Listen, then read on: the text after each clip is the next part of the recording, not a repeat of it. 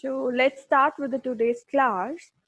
In last class, we discussed about the basic characters that we are going to use to classify animals into different phylums. हमने बहुत सारे characters study किए और अब जब हम phylums को डिटेल में स्टडी करेंगे, we are directly going to mention that characters like the animals belonging to a particular phylum have cellular level of organization or they have tissue level of organization, organ or organ system. That would obviously we will be studying in detail as we will move towards the higher phylums. Then the characters were, first of all, it was level of organization, and then it was symmetry, body cavity or coelom, and we also discussed about whether they have complete or incomplete digestive system or they have open or closed circulatory system. So we have discussed all this in the last class, and we also discussed the name of the phylums. And at this stage, I hope you are very clear about the name of the phylums, and I also hope that you have also just tried to learn the name of the phylums and just pay attention a very small line over here that I discussed in the last class as well. Echinodermata exhibits radial or bilateral symmetry depending on the stage. ये हमने last class में भी बात की थी कि जब हम इकाइनोडर्मेटा स्टडी करेंगे, हम जब सिमेट्री पढ़ रहे थे वहाँ पे भी ये बात आई थी कि जो हायर ऑर्गेनिजम्स हैं उनमें तो यूजुअली बाइलेटरल सिमेट्री मिलती है, फिर हमने रेडियल में इकाइनो का नाम दे दिया था. सो एक्चुअली लार्वल और एडल्ट्स में डिफरेंट डिफरेंट सिमेट्री मिलती है. So we are going to discuss it over in that portion only. Let's start with the very first phylum, that is porifera. पोरी का मतलब होता है पोर्स, फेरा का मतलब होता है bearing. So organisms that bear holes on their body are called as poriferans. Okay, so after that, अगर इनकी बॉडी पे पोर्स होंगे छोटे छोटे तो उसका क्या काम होगा? See, these organisms are generally marine organisms and but for sure aquatic organisms. ये पानी में रहते हैं, usually sea water, marine environment में रहते हैं. So what happens is, through the pores that are present on their body, water enters inside their body, and we have also studied that they have cellular level of organization. मतलब tissues तक भी नहीं है. तो क्या होगा? Obviously different cells present होंगे और कुछ तो नहीं होने वाला. तो इन small pores के through body के अंदर water enter कर जाएगा. जो अंदर सेल्स प्रेजेंट होंगे उन्होंने ही सारा काम करना है. हमने ये भी पढ़ा था मिनिमम डिवीजन ऑफ लेबर होता है, दो थोड़ा बहुत होता है बट बहुत ज़्यादा नहीं होता.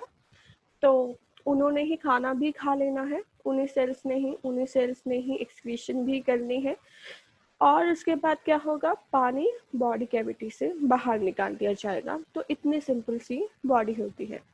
So let me just give you an example over here. अगर मैं एक पॉलीफेरन की बॉडी, सबसे सिंपल पॉलीफेरन की बॉडी को डिफाइन करने की कोशिश करूं तो कुछ ऐसी सी ड्राइंग बनेगी.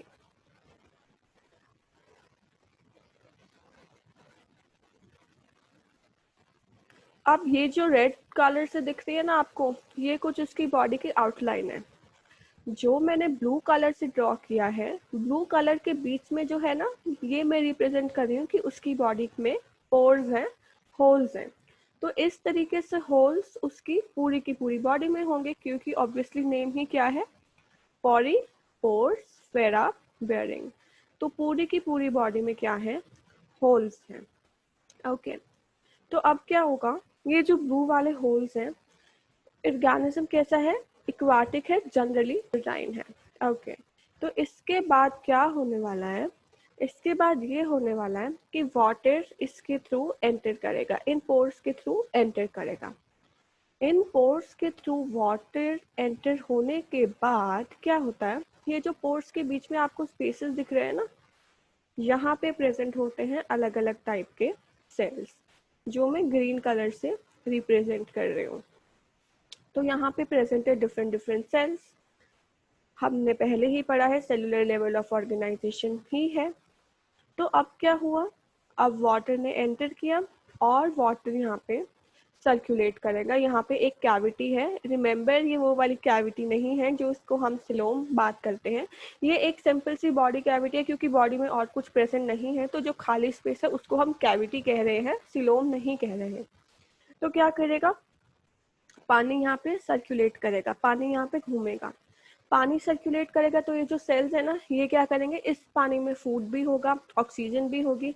तो ये जो ग्रीन वाले सेल्स हैं ये यहाँ से ऑक्सीजन भी ले लेंगे और फूड भी ले लेंगे।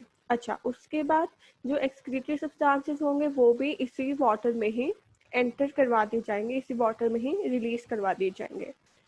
उसके बाद क्या होगा, अब इन सेल्स ने अपना सारा काम कर लिया, अब हमें क्या करना है, इस वाटर को एग्जिट आउट कराना है। तो अब क्या होगा, यहाँ से पानी बाहर निकाल लेंगे। ये जो बड़ी सी माउथ लाइक स्ट्रक्चर दिख रहा है आपको, अभी हम इनके नेम्स कर लेते हैं। तो यहाँ से उसके बाद वाटर बॉडी से एक्सपेल आउट हो जाएगा। ये जो छोटे वाले होल्स थे ना, जिसके थ्रू बॉडी में पानी एंटर करता था, इनको हम बोलते थे ऑस्टिया, OSTIA, ऑस्टिया, राइट। और ये जो लार्जर वाला माउथ लाइक स्ट्रक्चर है ना, इसको हम बोलते हैं ऑस्क्यूलम। देखो यहाँ ऑलरेडी दे ही रखा है, ऑस्क्यूलम एंड ऑस्टिया।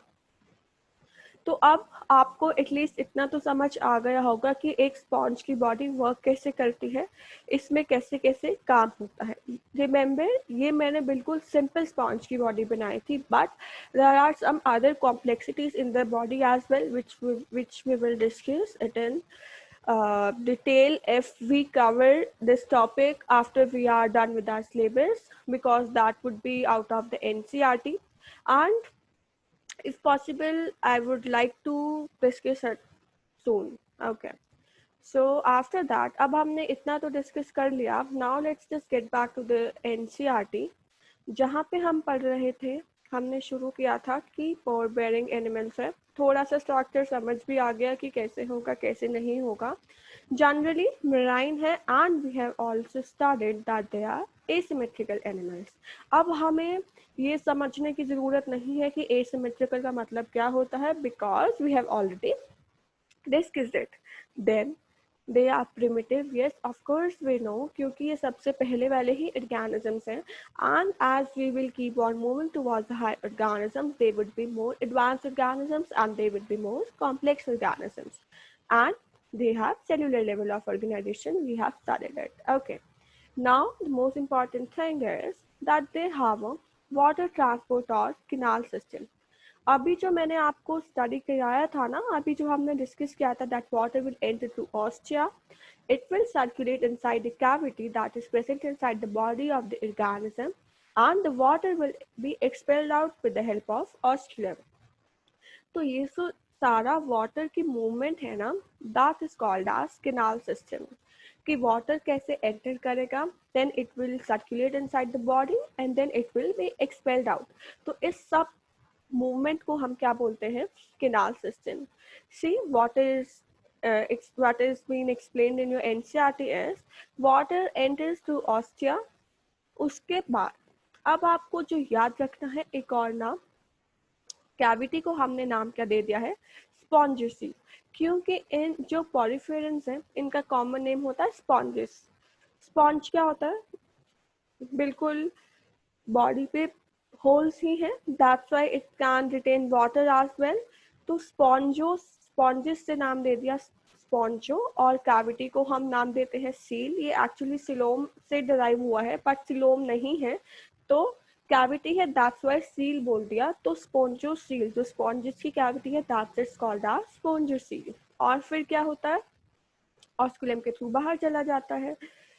फिर इस कैनाल सिस्टम का क्या काम होता है, फूड गैदरिंग में हेल्प करता है, respiratory exchange and removal of waste. Okay, तो अभी जो मैंने आपको एक कैनाल सिस्टम ड्रॉ करके दिखाया था, that canal system was example of a very very simple poriferan. लेकिन जब आप पॉलीफेरा डिटेल में स्टडी करोगे तो आपको पता चलेगा इसकी आगे फर्दर डिफरेंट क्लासेस हैं, और वो एक्चुअली जो डिफरेंट क्लासेस हैं ना, उसमें डिफरेंट डिफरेंट कैनाल सिस्टम्स आपको मिलते हैं, और वो डिफरेंट कैनाल सिस्टम्स इसलिए मिलते हैं क्योंकि इनकी बॉडी आगे फर्दर थोड़ी कॉम्प्लेक्स होती जाती है। कॉम्प्लेक्स होने का मतलब क्या है, कुछ ऑर्गेनिजम्स की बॉडी में ऐसे फोल्ड्स मिलेंगे।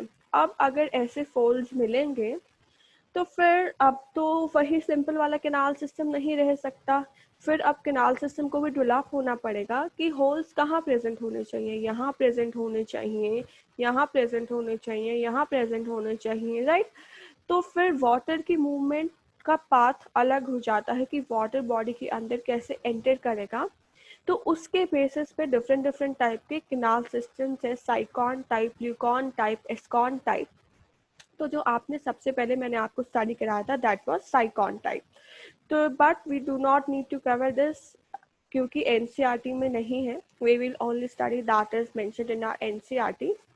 तो बस इतना याद रखना कि कैनाल सिस्टम्स अलग अलग हो सकते हैं based on the different different body type of animals. Okay, so after that अगर आपको थोड़ा सा याद हो तो मैंने आपको ये बताया था कि इन एनिमल्स की बॉडी में बीच में कुछ सेल्स प्रेजेंट होते हैं that are represented with the help of a green colour. तो उन सेल्स को हम क्या बोलते हैं, कोआनोसाइट्स और collar cells. Please mark it as very important again. Okay, तो अब हमें पता है कि ये जो कोआनोसाइट्स या कॉलर सेल्स होते हैं ये स्पॉन्जोसील को लाइन करते हैं, मतलब कैविटी के साइड पे प्रेजेंट होते हैं, लाइनिंग पे प्रेजेंट होते हैं। तो अब again for your better understanding, this was the structure, simple structure, and various holes were present right over here on the body, and we call these holes as ostia. Cells are present, which we call them as choanocytes or collar cells. This cavity is called as spongiocele. Water will enter to the ostia and will circulate inside this cavity. Through this water, choanocytes will take up the food, will take up the oxygen, and will excrete the waste material and CO2 in the water only. And then the water will be excreted out of the osculum into the environment. So that's how a canal system works. That's how the body of a poriferan works. Now let's talk about some other characters of poriferans. तो जो digestion होती है वो intracellular होती है। Do you know the meaning of intracellular? Now intracellular का मतलब आपको समझना ज़रूरी है।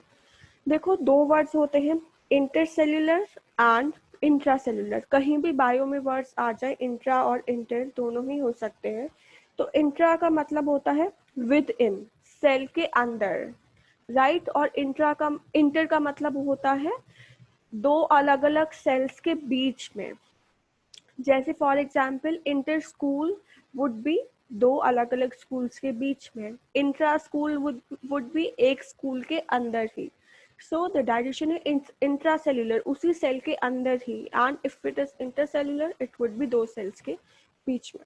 तो अगर हम बॉडी की बात करें तो बॉडी स्केलेटन की बनी होती है, इसके ऊपर एक स्केलेटन होता है। स्केलेटन क्या करता है, बॉडी को सपोर्ट करता है।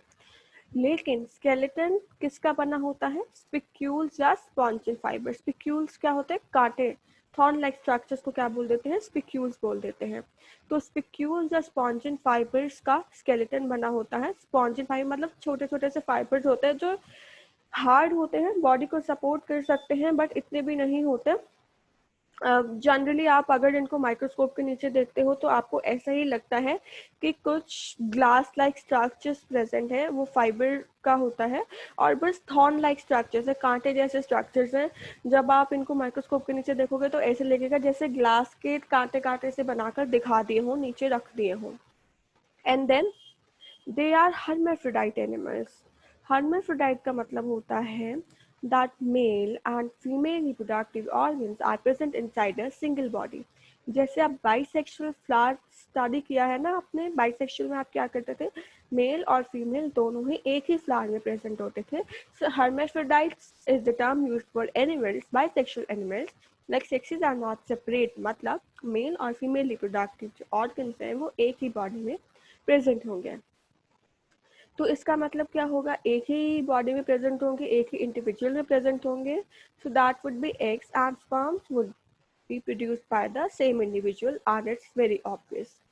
उसके बाद स्पॉन्जेस एसेक्सुअली भी रिप्रोड्यूस कर सकते हैं with the help of fragmentation, और अगर सेक्सुअली रिप्रोड्यूस करेंगे they would produce some kind of gametes, but kindly remember the fertilization is internal. Fertilization body के अंदर होगी और डेवलपमेंट इनडायरेक्ट होती है. देखो, whenever we talk about the development, we usually define it of two types. दो कौन से types, direct and indirect. Direct वो होती है जहाँ पे कोई भी लार्वल स्टेज नहीं इंक्लूड होती. इनडायरेक्ट डेवलपमेंट वो होती है जहाँ पे लार्वल स्टेज इंक्लूड होती है. तो हम कह रहे हैं इनडायरेक्ट डेवलपमेंट है, मतलब इनकी डेवलपमेंट में लार्वल स्टेज भी इंक्लूडेड होती है. And also one more important thing कि जो इनका लार्वा होता है वो एडल्ट से मॉर्फोलॉजिकली डिस्टिंक्ट होता है. मॉर्फोलॉजी का मतलब एक्सटर्नल अपीयरेंस, आउटर अपीयरेंस. तो वो लार्वा एडल्ट के जैसा नहीं दिखता. वो बाद में जब उसकी डेवलपमेंट पूरी हो जाती है, then it regains the shape of an adult, it regains the typical shape of an adult. Okay, after that you need to remember the example Sycon, Euspongia and Spontilla. जो एग्जाम्पल्स आपको NCERT में दिए हुए हैं ये तो आपको हर हालत में याद रखने ही हैं, but in addition to that जो आपको ब्रैकेट में नेम दिए हुए हैं ना, आपको ये भी याद रखना है क्योंकि यहाँ से डायरेक्ट क्वेश्चन ऐसे भी उठकर आ जाएगा.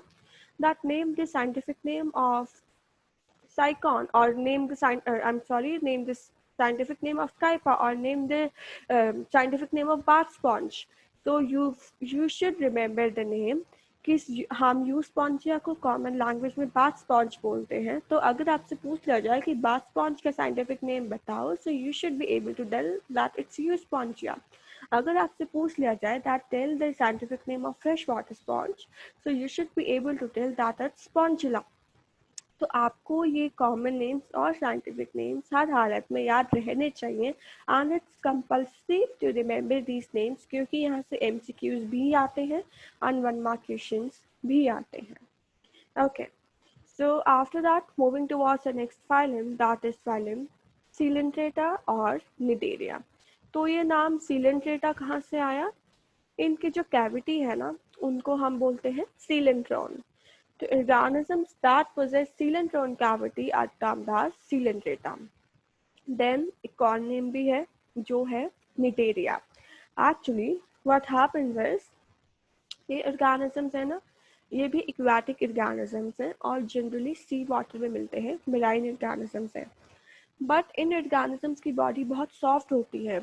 ये बहुत सॉफ्ट organisms हैं, ज़्यादा बड़े organisms भी नहीं होते. तो क्या होता है जब सी में ये ऑर्गेनिजम्स प्रेजेंट हैं तो सी में तो और भी कितने बड़े बड़े से ऑर्गेनिजम्स प्रेजेंट हैं जो आकर इनके ऊपर फीड कर सकते हैं.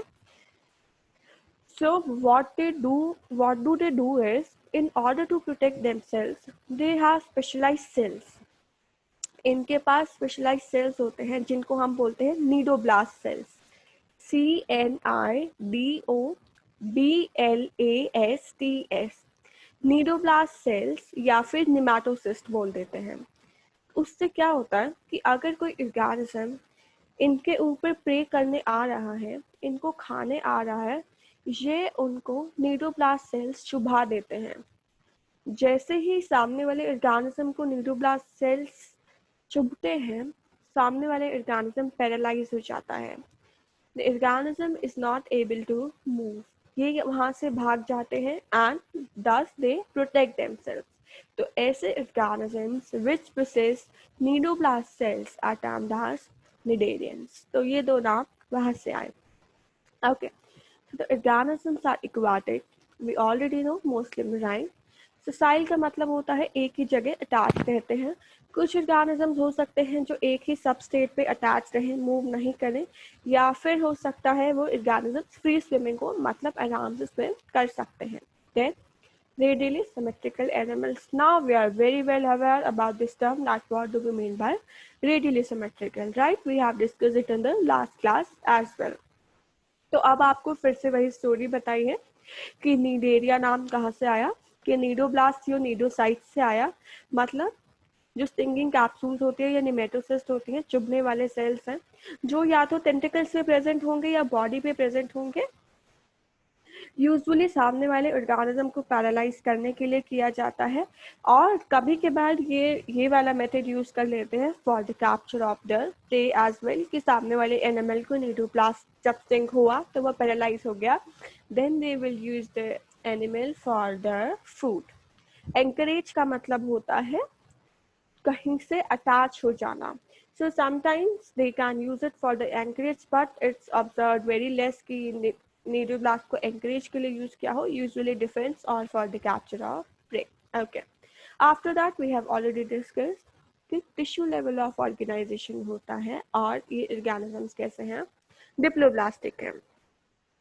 इसके बाद हमें पता है कि इनकी एक कैविटी है जिसका नाम है सीलेंट्रॉन, लेकिन एक टर्म दी हुई है जिसको हमें समझना जरूरी है, दैट इज गैस्ट्रोवास्कुलर कैविटी। देखो अब जैसे जैसे हम धीरे धीरे आगे ऑर्गेनिज्म की तरफ मूव करते जाएंगे, so the body of the organisms would start becoming more complex. Gastro जो वर्ड यूज होता है that is always use in relation to the stomach और डाइजेस्टिव सिस्टम, एंड वास्कुलर हमारे सर्कुलेटरी सिस्टम के लिए। तो ये जो गैस्ट्रोवास्कुलर कैविटी है, मतलब डाइजेशन भी इधर ही होगा और सर्कुलेशन भी यही होगा, और सिंगल ओपनिंग है, एक ही सिंगल ओपनिंग है माउथ के जैसे जो काम करती है, that is called as hypostome. Now if you can recall, हमने जब पॉरीफेरा पढ़ा था तो वहाँ पे ऑस्क्यूलम था, और अब यहाँ पे क्या है, हाइपोसोम है। अब देखो डाइजेशन एक्स्ट्रा सेल्यूलर भी है और इंट्रासेल्यूलर भी है। देन उसके बाद कुछ निडेरियंस क्या होते हैं, जब अगर आप निडेरियंस को डिटेल में स्टडी करोगे तब आपको फिर से पता चलेगा कि निडेरियंस की 3 क्लासेस हैं अगेन, एंड उनकी एक क्लास है कोरल्स। कोरल्स कौन से होते हैं, जो आप अगर हम अपने कल्चर की बात करें, हम इंडिया की बात करें, तो ये एक बहुत जनरल ट्रेंड है कि जब भी कोई लाइफ में कोई प्रॉब्लम आती है and then we just rush to the pandits, है ना, सब लोग पंडित के पास जाते हैं एंड दे आस्क कि ये काम नहीं हो रहा है, वो काम नहीं हो रहा है, और there is some problem in my life, और कुछ ये हो रहा है। I am talking about the general life. तो what they suggest is like you should wear some kind of stone or the other kind of stone and it will help you।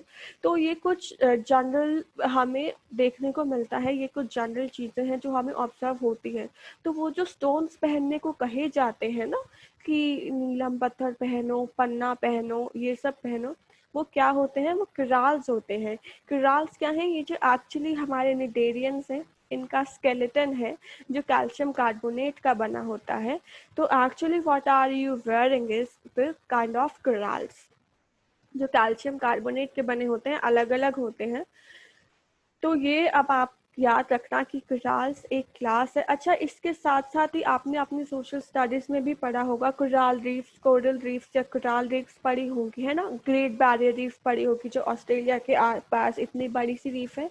तो ये कुछ नहीं है कि ये जो ऑर्गेनिजम्स हैं इनके स्केलेटन होते हैं और इनके अंदर सॉफ्ट बॉडीड एनिमल्स होते हैं। तो ये एनिमल्स की डेथ होती गई और ये जो इनका स्केलेटन था इतने सालों में, इतने मिलियन ऑफ ईयर्स में इकट्ठे जमा होते गए और इनका इतना ज़्यादा डिपोजिशन हो गया कि उस पर पूरे के पूरे सिटीज़ बस सकते हैं, उस पर पूरे के पूरे टाउन्स अपना इस्टेब्लिश हो सकते हैं और लोग वहाँ पर घूमते हैं आराम से। मतलब वो थाउजेंड्स ऑफ ह्यूमंस को सपोर्ट कर सकता है, मिलियंस ऑफ ह्यूमंस को सपोर्ट कर सकता है, क्योंकि वो स्केलेटन लगातार इकट्ठे होते होते उन्होंने पूरा एक पाथवे बना लिया है। If you want to see, you can always just explore about coral reefs and you would come to know कि ये कितने ज़्यादा इंटरेस्टिंग है। And kindly remember that they are the part of coelenterates. तो रॉक जैसे लगते हैं सी में और एक्चुअली बनते कैसे हैं, कोरल्स के डिपोजिशन की वजह से। और जो ये स्टोन्स पहने जाते हैं ये भी उन्हीं के ही स्केलेटन है। ओके, सो आफ्टर दैट अगर हम निडेरियंस की बॉडी को देखें तो हमें निडेरियंस की बॉडी में दो फॉर्म्स मिलते हैं। मतलब अगर हम देखें ध्यान से तो दो अलग अलग टाइप के दिखते हैं, एक होता है पॉलिप और एक होता है मेड्यूसा। पॉलिप एक टाइप का बॉडी फॉर्म है और मेड्यूसा भी एक टाइप का बॉडी फॉर्म है। पॉलिप में क्या होता है, पॉलिप यूजुअली एक ऐसा बॉडी फॉर्म है जो किसी न किसी सबस्ट्रेट से अटैच रहता है। और मेड्यूसा एक ऐसा फॉर्म है जो फ्री स्विमिंग होता है। ये अगर पॉलिप है तो ये जो आपको स्ट्रक्चर दिख रहा है ना, लाइन वाला स्ट्रक्चर, ये हम इसे कहते हैं कोई सबस्ट्रेट। स्टीमर कोई रॉक हो सकता है, कोई पत्थर हो सकता है या फिर बॉटम हो सकता है, तो इसके थ्रू ये अटैच रहता है। एंड आफ्टर दैट हमारे पास क्या है, एक मेड्यूसा है। तो मेड्यूसा क्या होता है, एक फ्री फ्लोटिंग फॉर्म होता है जो आपको यहाँ पे डायग्राम में दिखाया ही हुआ है। देखो कुछ ऐसा सा होता है मेड्यूसा का स्ट्रक्चर, कुछ अम्ब्रेला लाइक स्ट्रक्चर होता है और उसके बाद उनके नीचे टेंटिकल्स होते हैं। Like this is the structure of medusa. So what happens is, होता क्या है कि ये जो हमारा पॉलिप है ना, ये तो ससाइल है, मतलब एक जगह अटैच्ड है, नहीं करेगा मूव। तो ये क्या करेगा, अब अगर इसने रिप्रोड्यूस करना है तो ये एसेक्सुअली बड्स प्रोड्यूस करेगा एसेक्सुअली। हमेशा याद रखना, जो पॉलिप होगा एसेक्सुअल रिप्रोडक्शन करेगा, ये बड्स आगे डेवलप होकर मेड्यूसा बना देंगे। उसके बाद मेड्यूसा एक फ्री फ्लोटिंग स्टेज होता है, अम्ब्रेला के जैसे स्ट्रक्चर है। एंड देन ये इसके पास नीचे टेंटिकल्स होते हैं जिन पे फर्दर आगे बहुत सारे स्ट्रक्चर्स अटैच हो सकते हैं। अगर आप एनसीईआरटी से बाहर जाओगे तो इसका बहुत एक वास्ट स्कोप है स्टडी करने के लिए, but we need to restrict to NCERT only. तो इस पे डिफरेंट डिफरेंट स्ट्रक्चर्स होते हैं कहीं, और जिस इसके ऊपर जितने भी स्ट्रक्चर्स हैं उनका अलग अलग काम है। कहीं किसी का बैलेंस का काम है, किसी का सेंसेस रिसीव करने का काम है, किसी का फूड कैप्चर करने का काम है। So medusa is a free floating stage and in addition to that medusa reproduces sexually. Medusa sexually reproduce करता है। ये सेक्सुअली रिप्रोड्यूस करता है तो सेक्सुअल रिप्रोडक्शन के बाद क्या बनाता है, पॉलिप बनाता है। फिर पॉलिप क्या करेगा, एसेक्सुअली रिप्रोड्यूस करेगा। एसेक्सुअली रिप्रोड्यूस करने के बाद जो बड बनेंगे वो क्या बनाएंगे, मेड्यूसा बनाएंगे। तो so this cycle keeps on going and keeps on repeating.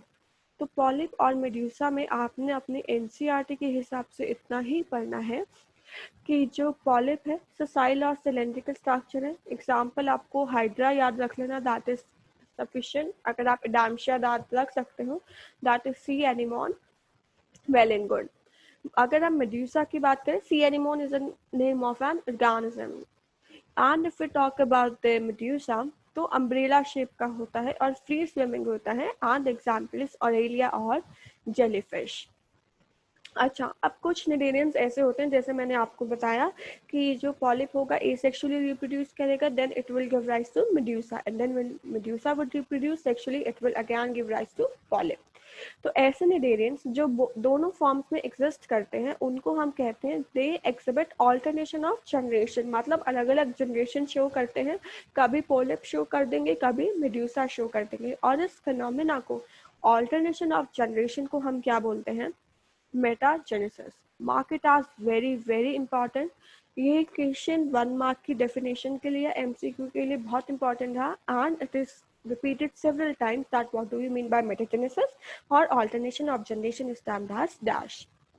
तो ये हम ऑलरेडी डिस्कस कर चुके हैं कि जो पॉलिप्स होते हैं वो मेड्यूसा एसेक्सुअली रिप्रोड्यूस करते हैं एंड मेड्यूसा पॉलिप्स बनाते कैसे हैं, सेक्सुअली।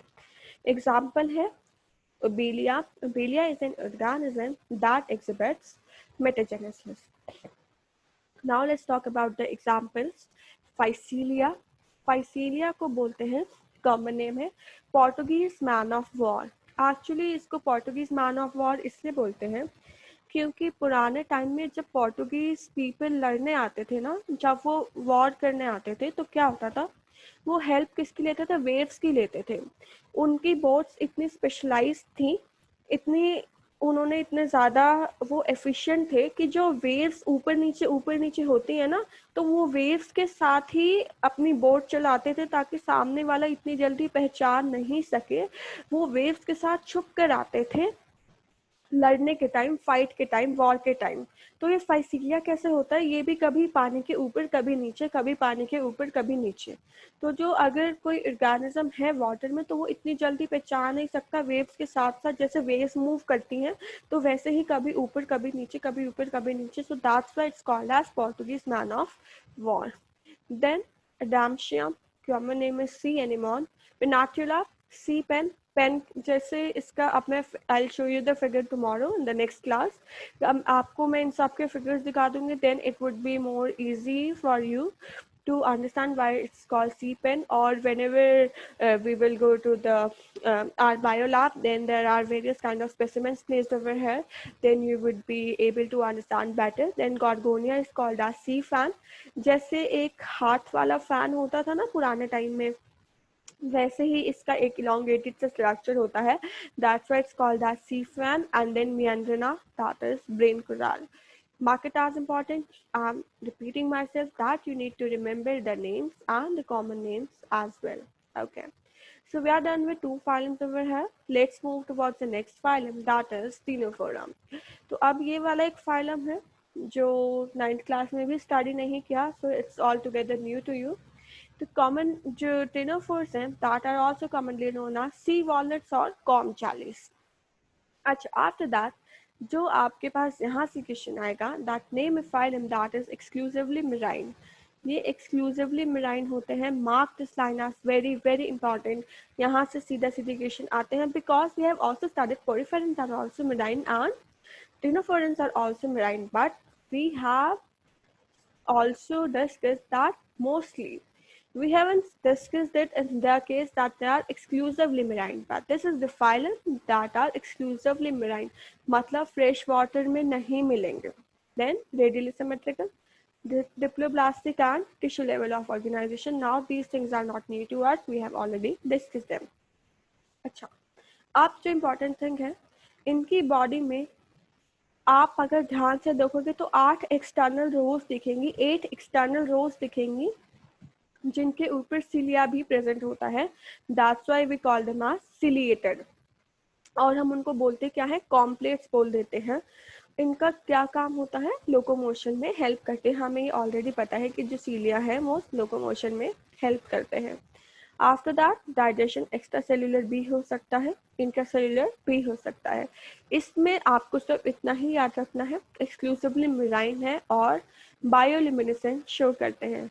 बायोल्यूमिनेसेंस हमने पहले भी पढ़ा था कि बायोल्यूमिनेसेंस होता है कि अगर एक लिविंग ऑर्गेनिज्म लाइट एमिट कर सकता है। फॉर एग्जाम्पल आपको थोड़ा बहुत आइडिया होगा कि कुछ ऑर्गेनिजम्स हैं जो नाइट में लाइट एमिट करते हैं, जो चमकते हैं, राइट। उस फिनोमेना को हम क्या बोलते हैं, बायोल्यूमिनेसेंस। तो टेनोफोर्स में ये जो प्रॉपर्टी है वेल मार्क्ड होती है, सेक्स से सेपरेट नहीं है, मतलब अगेन दे आर hermaphrodites। और रिप्रोडक्शन सेक्सुअल मीन्स से होती है, एक्सटर्नल फर्टिलाइजेशन होगी। और डेवलपमेंट कैसे होगी, इनडायरेक्ट। इनडायरेक्ट का मतलब क्या होगा कि कोई ना कोई लार्वल स्टेज इसमें इंक्लूडेड होगी। Then again you need to remember the examples, that is pleurobrachia and ctenoplana. So here we have completed the discussion of phylum Ctenophora. Now we are left with some other phylums as well. So we will discuss and start phylum Platyhelminthes in the next class.